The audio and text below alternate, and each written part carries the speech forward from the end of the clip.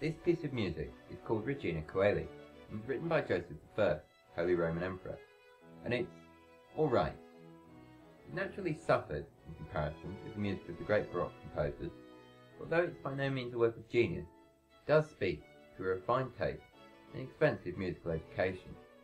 For Joseph's family, the Austrian Habsburgs, music was an overwhelming passion, and his father Leopold not only invited some of Europe's finest composers and performers to their court, but was himself the most gifted musician the dynasty ever produced.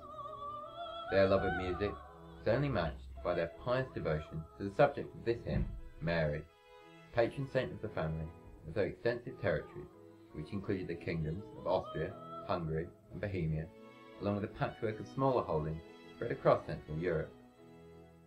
Regina Coeli, then, seems rather typically Habsburgic. Joseph I was not remotely a typical Habsburg. For one thing, he had a more secular and cosmopolitan perspective than any of his forebears. Although he was a Catholic, Joseph's childhood tutors and friends, a mixture of moderate Catholics and some Protestants, had not instilled in him the counter-Reformation zeal which was inculcated by the traditional Jesuit education which all his predecessors had received. He was also possessed of a more hot-blooded character than them. He loved hunting, and his bodyguards had to just stand and watch, while he made wild horseback charges along treacherous paths in pursuit of game. Although his parents hoped that marriage to the devout Amalia Wilhelmina of Bavaria would calm him, it did nothing to stop his prodigious womanizing. This was no doubt a disappointment to his conscientious and faithful father, Leopold. He didn't even look like a typical Habsburg. The dynasty's considerable holdings had been built up through the frenetic matchmaking of Maximilian I, and since then, many marriages had been planned with a view to keeping these lands within the family. Even by the standards of Europe's aristocracy, the Habsburgs were fantastically inbred. There is a pronounced underbite which can be seen in many Habsburg portraits, which came to be known as the Habsburg lip. Now scan Joseph's face for any trace of this mandibular prognatism. Perhaps this family trait is best shown on Joseph's second cousin, Charles II of Spain. Frail and infertile from his numerous genetic disorders, he was the sole surviving member of the senior branch of the Habsburg family, who ruled over Spain, southern Italy, Milan, and parts of the Netherlands. His long-expected death in 1701 sparked a war between the competing claims of the Bourbon royal family of France and the Austrian Habsburg. By 1703, though, the desertion of Bavaria to the French side meant that Leopold I was facing defeat, with no money immediately available to create an army to counter this new threat. The bankruptcy of Samuel Oppenheimer, the Jewish financier who was the Habsburgs' most reliable creditor, along with the rebellion of Hungary against heavy taxation, left the state itself on the brink of ruin. A deeply loyal and conservative man, Leopold was reluctant to make the reforms and ministerial changes necessary, but faced with a crushing defeat, he had no choice. This is the point at which Joseph started to emerge as an energetic figure in the reform process, dismissing his father's incompetent and corrupt ministers and replacing them with figures from his own young court, including Prince Eugene of Savoy and Gundaker Starhemberg.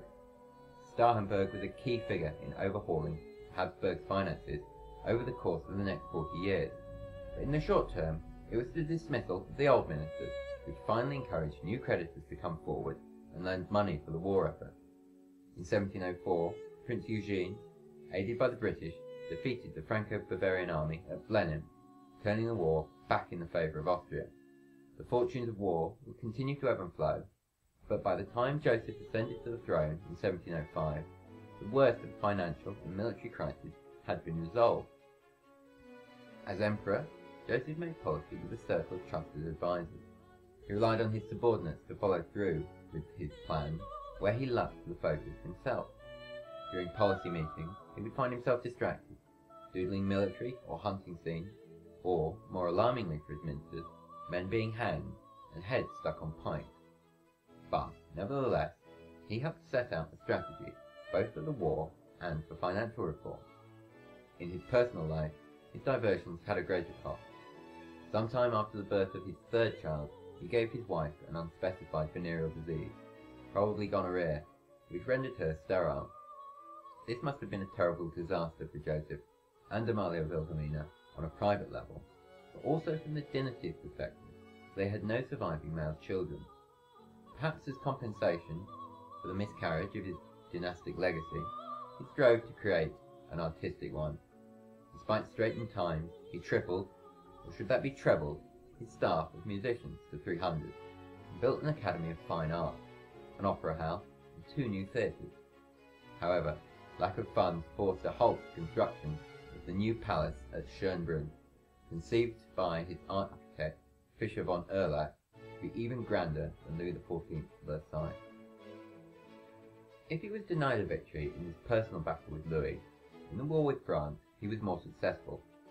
Although he maintained a hands-off style of leadership, he was forward-thinking and intelligent enough not to allow his capable team to be bound by a conservative Habsburg dogma. For instance, whilst neither his father before him nor his brother after him ever really came to terms with the fact that the rest of Europe would never accept the threat to the balance of power that a personal union of Spain and Austria would create, Joseph realized that of the Spanish Habsburg lands, Spain was strategically the least important to Austria. So instead he focused on Italy, which bordered the heartlands of the Austrian Habsburg possessions. He also gave his ministers the go-ahead for a long overdue streamlining of the system of regional administration and taxation, more than doubling revenues in the process. He showed great deftness in putting down the Protestant insurrection in Hungary without offending his British and Dutch allies, who were sympathetic to the rebels' cause. He was able to show tolerance and a lightness of touch when dealing with non-Catholics who spoke to his more secular education. By 1711, Joseph was on the verge of concluding successful peace treaties with both France and the Hungarian rebels. Initially, it seemed that the Spanish inheritance was to be split between him and his brother, the Archduke Charles, with the Italian territories going to him, whilst his brother would have Spain. It was not certain. The British and Dutch might still have their say, but it seemed France could be made to live with a settlement on those terms. We'll never know whether this extremely favourable peace could have been concluded or not, because in 1711 Joseph I died, at the age of 33, from smallpox. The war would continue until 1714, before finally ending with the Treaty of Utrecht, which saw Joseph's brother, now Emperor Charles VI, retain territory in Italy and the Netherlands, but not crucially the throne of Spain. Joseph found and surrounded himself with talented people, and had he lived longer, it is possible that he could have overseen changes to the Habsburg state that would have strengthened the social cohesion and economic power of their land. It is hard to see a man so distracted by the trappings of court life and his status vis-à-vis the other kings of Europe, providing the necessary impetus and leadership. Ultimately, in both a positive and a negative sense, his diversions got the best of him.